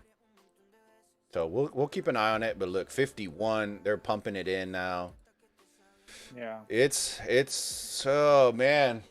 I don't think it's gonna be an 8k game delta, 7k game. Yeah. I don't think they did as many provisions as I thought they were gonna do, for sure. Yeah, because SFS used twice the Insatiable Desire skill, so as I told you, maybe SFS Snow had 20 gatherers, but SFS had 12. So they were not much behind, and they also used twice the gathering skill. So I am expecting, I think, pretty much Snow is maybe gonna win on the provision game, but not so much. But not by the amount, not by the margin you're gonna need in order to make this kind of deficit up. That's the key. Like we were saying, guys, keep it tight, and you know that's what they did on the provisions. I have a feeling it's gonna be very close. I did not suspect that SFS were gonna win 4 arcs, though. I will say that they're very good, but Snow in their own right was very good at the mid too. But I wouldn't say out of the top 4, I would say Snow probably had the weakest mid game out of all 4, which isn't saying much because they're in the top 4. But that's, you know. I mean, Rose gave us a hard battle for the first and the second arc, but just Snow gave them up. Yep. Gave them all up. Divine Aid. Down to the wire. 3. Yeah, 1. there it is. Whew, yeah. We're going to check out this provision score here in a minute. GG's. Congratulations to SFS. We have a rematch, baby. We called it. We called it. We called it. See? We called it. 13k to 13k. Here we go. Huge. A pink. Congrats on being 181k, being the most valuable player from SFS. Let's do our breakdown real quick. So I'll let you start it off, and I'll kind of finish it off. We're gonna break down the stat sheet. So as I said, Snow had more provisioners, but SFS just counterbalanced this with the Insatiable Desire skill. And even if they had less, they gathered at the end more. I mean, provision score is pretty equal, 13k, which is huge amount. The occupation score, as I said, yeah, Snow won it by 4k. And I leave it to you, the Ark of Osiris score. So I'm sure you would remember this, Do you remember who else used to use the farming skill last season? JWM, I Yep. guess. Yep. So that's something to keep an eye on, guys. Like I tell y'all, there's certain strats that certain teams, and I would venture to suspect that some of the JWM guys that came from JWM already knew that they used to do that all last season. So Sure. provisioning for 13K seems like crazy, but they did. JWM did it several times last season. So that strat is one of those strats I keep telling y'all about for provision, where they were able to utilize the skill in JWM last season. They popped that skill more than 2 times. They popped it like 3 or 4 times every match, and it was nuts how much they were provisioning. So that is something to keep an eye on, guys. It's a very unique strat that JWM used last season that I have a feeling carried over with some of the players that came to SFS. So total kills doesn't surprise me. SFS were all over the place. They were swarming everything that breathed. So that does not surprise me on the total kills, severely wounded. The healing doesn't surprise me as well. We always talk about it, guys. Once you pass 2.5 billion power, all that means is you're gonna have to heal more. That's it. You're just gonna have to heal more. You'll be able to compete. So we did see that on the side of Snow having to heal 8 million troops, but that's probably the lowest that I've seen them have to heal. 28 to 29 teleports, so both of them were very optimized on their teleports. I think that Snow being down a player for about the first 10 minutes was a big deal. I think it was a lot bigger of a deal than most people are going to play it off. Yes. We did see that the Zenobia guys, they it didn't really play a role in here. So for those of y'all who constantly say about Zenobia, guess what? We have a team in the finals that doesn't even have Zenobia. Doesn't have them. And they just beat a team that had Zenobia. That's true. By what? 11K. By 11K. Yeah. It's basically the same margin that we beat Rose, except we didn't have a 4th arc. So, yeah. And Gambit coming in with the $5 super chat. Thank you for cast. John Wick and Bulba was cool. Yeah, for sure. We're for sure. We need to do more. We need to do more stuff like this. Maybe the invitational, because I can't dual cast because you're in that championship match. So you know what I mean. But I wouldn't say that yet, because SFS is real good. Oh no. I mean next week, the championship match for the Horus. That's why I'm saying I can't cast with you because you're gonna be playing in it. So.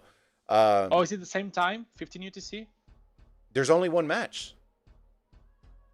Yeah, there is only one match, but the timing is at 15 UTC. I'm not sure. Usually, I don't think they usually release it until after reset today. Usually, the timing doesn't get set. No. If you check the game, there are the timings already. We'll play next Sunday. OB versus K374 at 15 UTC. So I think we can have a look. All right. Well, maybe we'll chat with Mr. Wick before his big boy match. And wish him luck, do all that kind of stuff. So congratulations, guys. SFS versus OV. We have a rematch. Let the storylines begin. The rematch from group play. Yeah, man. We're going to be talking about this during our live stream tomorrow, guys, where we do our breakdown, our preview, and our bets for the week. And we got plenty of stories between these two, so I'm excited to hash it out. Keys to victory, we're going to break it all down in our opinion. If y'all want to come hang out, guys. We'd love to have you. And yeah, man, any final thoughts on the match? Surprises, things you weren't expecting, anything like that? I think that if Snow grabbed one arc and didn't allow for a 4th arc to happen, they could have won the match. This did not happen, so yeah, I mean, SFS just have a great middle game. I think if you check the realm of Anubis, it's kingdom fighting its own kingdom. This is nuts. See, but that doesn't surprise me though, because that was the kingdom that had a bunch of people come in with Zenobia, and that I don't know if P636 Dude, that the rivalry has to be real though. Look, 3.8 billion. Oh my goodness. No, V636 is gonna win, in my opinion. Yeah. Well, I've heard nothing but good thing. Well, I've heard nothing but, you know, that they're a good team. So it'll be very interesting to see for sure. But that's always, you love to see it, especially because they just beat KKSA by, well, it's less than 3,000 points. So I think if you're beating teams like that, you want to see. But look at V636. Look, they barely won. So that's interesting to watch. But yeah, man, I wish I could have kept up with Anubis, but it just, the way that the maps stacked out and the brackets and the teams, it just, Horus just got so stacked that it just was a hard thing to pass up. But let me see if we have anything in chat.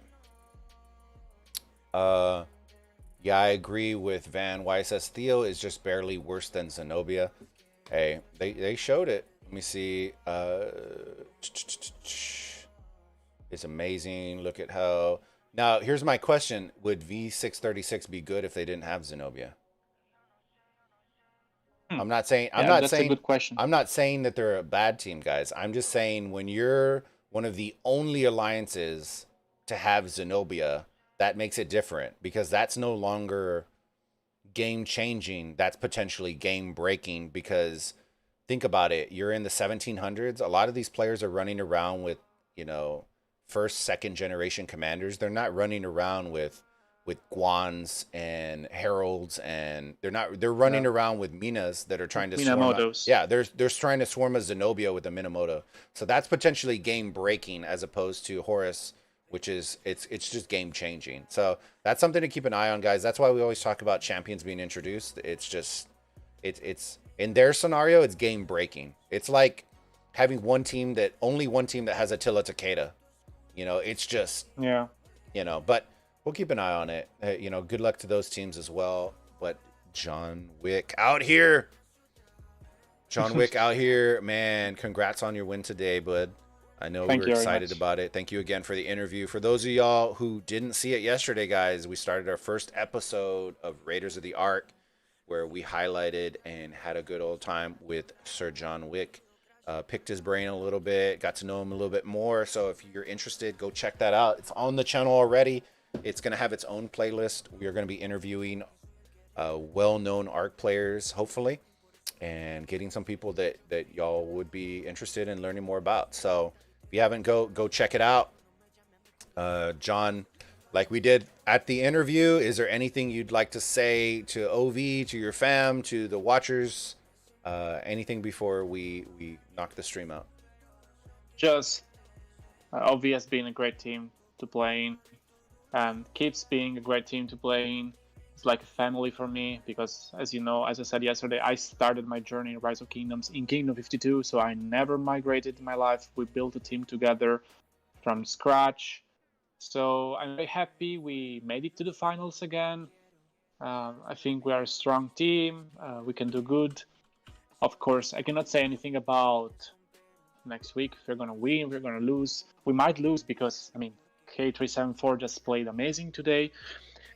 I think I can say is that we're going to go all in. We're going to go all in. We are pulling everything we have until the very last breath.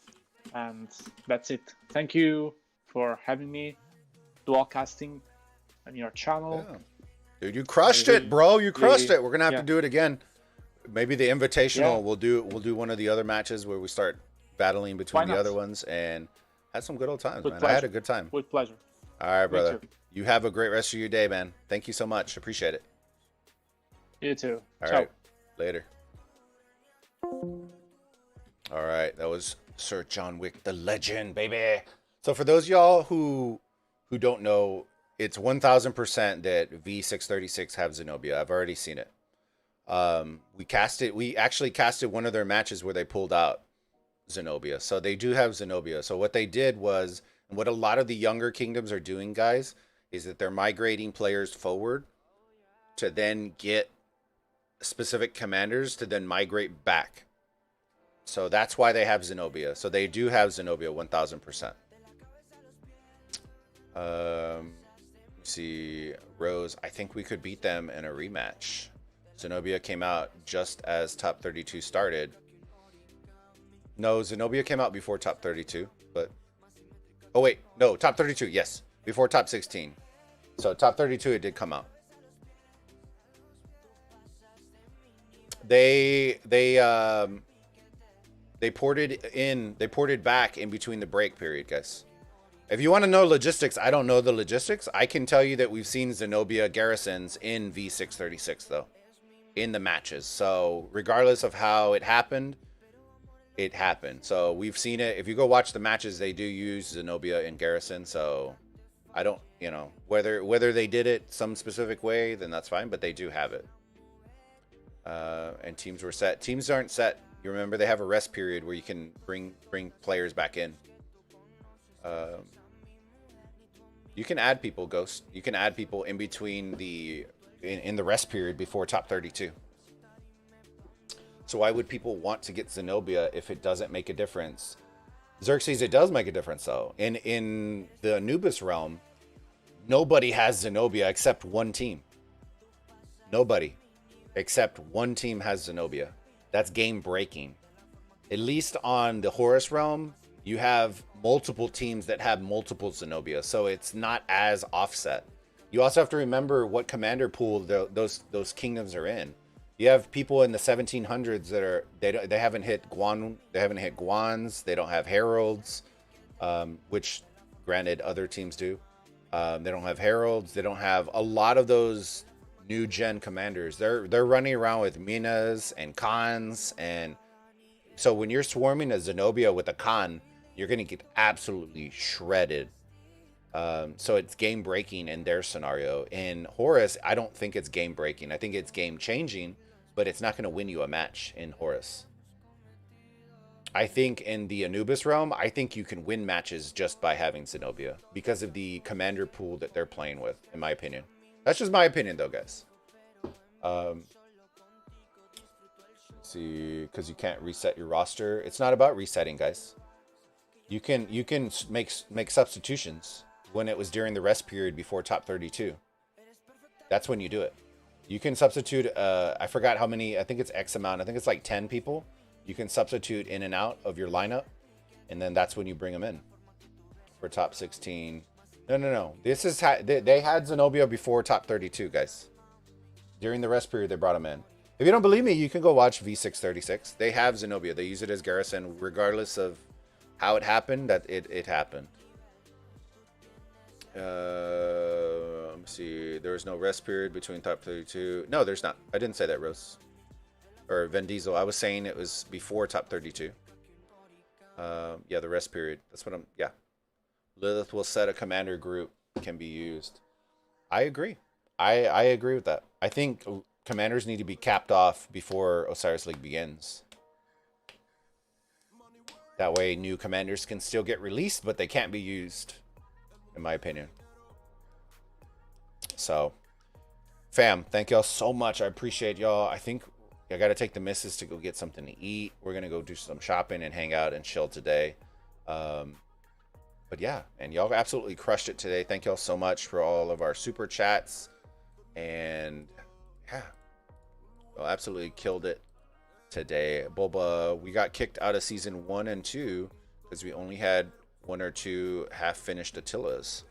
How are those games fair? Like soccer, you both play with the ball, but one team wearing shoes and the other barefoot. Hey, Xerxes, don't talk about them barefoot football players. You know, I've seen some players that can play barefoot. You know what I'm saying? Thanks for streaming both games. Hey, my pleasure. Have fun and enjoy your meal. Yeah. Appreciate it, Biker hopping in. Guys, like I say, you know, y'all know I'm on the side of I err on the side of Doctor Strange. Welcome to the thick burrito gang, my friend. We should see it here in a second pop up. I'm always on the side of trying to make it competitive, like a competitive integrity on the game. So I'm always the guy that's complaining about lack of commanders or commanders and stuff like that. So I promise you, there it is. New member, Doctor Strange. Welcome to the Thick Burritos. Doc, make sure when you're on our Discord that you link up your Discord and your YouTube, because it unlocks the member channels, so that you can see, like, if you want to get some merch or get anything like that, we have discount code channels exclusively for our members. And we are going to be releasing some exclusive merch only for our members. So keep that in mind, guys. The whole point of the members is so you're supporting the stream. So we want to give y'all extra support. So y'all get preferential everything. You become a thick burrito. Other continent. So I'm always the guy that's erring on the side of caution, guys. I'm always the guy that's trying to push for Commander, like, for it to be fair. Because I think it ruins competitive integrity when you have an advantage off the rip. You know, I think a lot of these matches would be completely different if it was based solely on strategy and not on, you know, you not having 4 commanders that the others have. You know, but that's just me. That's like saying in League of Legends that you're going to open up an entire pool for one team and then put in half a pool for the other team. You know what I mean? You don't really want that. You want it to be fair. You want each team to be able to choose what they want to choose. That's why I chose the pick and ban, because it essentially makes it more competitive. That's what I want. As a caster, I want to see it more competitive and more focused on the strategy or lack of strategy than it is about, well, we're going to chalk it up because they had Zenobia. You know what I mean? Because right now, that's kind of the fallout right now, is a lot of people are saying, well, they have Zenobia. And it's not because, well, they just absolutely clapped our cheeks and took us behind the woodshed. You know what I mean? And that's the kind of stuff that I want to talk about, because what just happened right there in the mid game was not because of Zenobia. You would have thought by watching the mid game on SFS that they were the ones that had Zenobia because of the amount of marches that they had in the middle. And it wasn't the case. It was the complete opposite. Really like your content. Keep it up, bro. I appreciate it. Thank you. We're checking the 636 match. Check it. They do have Zenobia. We've seen it. Julia, I really like the invitational method with the same commanders and troops. So, Julia, I like it. I just don't like that there's no variety, if that makes sense. That's why when I basically made the suggestion, my suggestion was for them to take the invitational and take a pick and ban system and make a love child between the two. Because then what's going to happen is you have all max expertise commanders across the board for everybody. Anything that's released is available, but you vary the strategy based on commanders that are getting picked and banned. Because the reason the invitational to me wasn't as successful as it could be is because when they leveled out the field, they leveled it out, but by doing so, they ruined the competitive integrity of the entire thing, because everybody's running with the same match, the same marches. Now, the strategies are going to be varying, but nobody wants to see 60 Attila Takedas running on the field and everybody garrisoning with Zenobia and everybody running with a Herald Alex and you get what I'm saying? It becomes, as a spectator, it becomes boring. So I think by introducing the pick and ban, you start bringing in more variety so that every single match will be completely different than the other. Like, I can tell you right now, if I was playing OV, I would insta-ban Belisarius. And it seems really dumb, but the mid-game, the arc runners, all that, you're forcing somebody to have to use a different march. Or you ban Attila, or you ban Zenobia, and it starts creating variety amongst matches. So you can start actually focusing on specific teams and not just an overall generic strategy, if that makes sense. But that's just my opinion.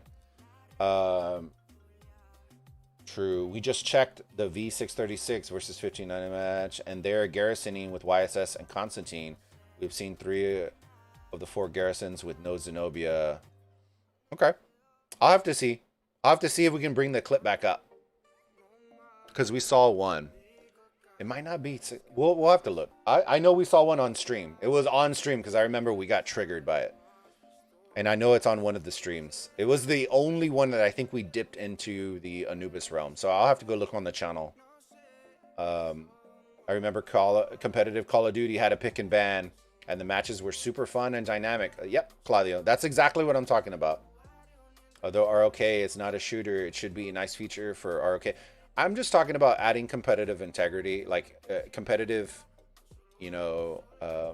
feature into it, because right now the only thing that people are talking about, instead of talking about how good these teams are, is the lack of Zenobia. You know what I mean? When it should be these teams were just better than us. You know what I mean? There shouldn't be a topic of conversation about just one commander.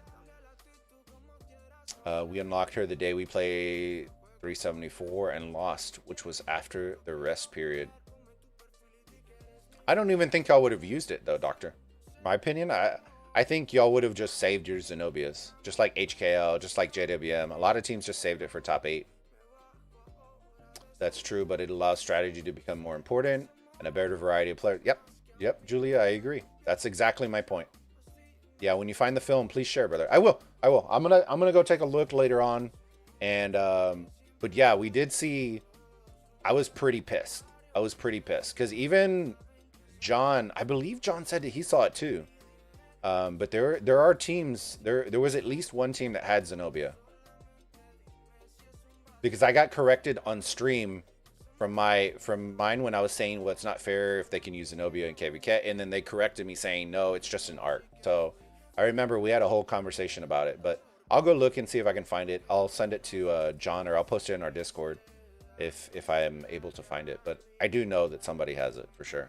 But yeah, guys, y'all been absolutely insane today. Tomorrow we are going to be doing our live stream, like I said. Oh, let me flip over real quick. All right, there you go. Tomorrow we are going to be doing our live stream closer to reset, because that's what time I get off of work. Close to reset, we're going to be doing our breakdown, our preview for next week. We are going to be doing our bets as well. We're going to be laying some bets down. We did lose this week, I believe. SFS, we might have won. I don't know if we did. I don't remember who we bet. Yeah, SFS, we bet 10K. We won 10K. So it was break even. And then we lost 50,000 betting on Rose. It's whatever. It works. So yeah, we're going to be doing that, guys. Then we are also going to be just kind of hanging out. We have a brand new setup. We have all this kind of stuff. I need to clean this room up, but I've been nailing stuff in walls and doing all that kind of stuff. So it's been a little crazy, but I got to take the missus shopping because she's been tremendous. And yeah, guys, thank y'all so much for all the OV fam that hopped in. I hope y'all enjoy your stay. Definitely come hop on our Discord, guys. Come hang out with Mr. Wick. It's real chill, guys. It's not going to be like any other Discord that you're hopping in for Rise of Kingdoms, because we are variety streamers, so we have everything. You know, if y'all want specific games, then let me know, and we'll run it up. All right. So, fam, like I always tell y'all, if you're new to the channel, definitely consider subscribing. We'd love to have you. Smash that like button, hit the bell, select all so you get notified every single time we go live. Thank you again. A huge shout out to OV and SFS. Congrats on winning your matches. I'm so excited for y'all's championship match next week. And guys, it's going to be fun. And as well, thank you. Shout out to John Wick for dual casting the match with me. It was fun. I had fun doing the Saiyans. I know he did. It's going to get better, guys. And I look forward to it. I appreciate everything and all the support that y'all are giving to the channel. It means the world to us. Because at the end of the day, guys, this whole community is for y'all. I'm just a thick burrito, just trying to, guide the community. So come hop on, join. We are the only community in Rise of Kingdoms to raise money for charity this season. We raised over $2,200 in 1 month for St. Jude. So we're doing charity work. We're doing all sorts of things. We're running contests, competitions, all that kind of stuff. So if you do enjoy that kind of stuff, come stop in, guys. So until the next time, ladies and gentlemen, I am Anthony with the Bulbaritos, and I will see you all on the next live stream. Bulbaritos out.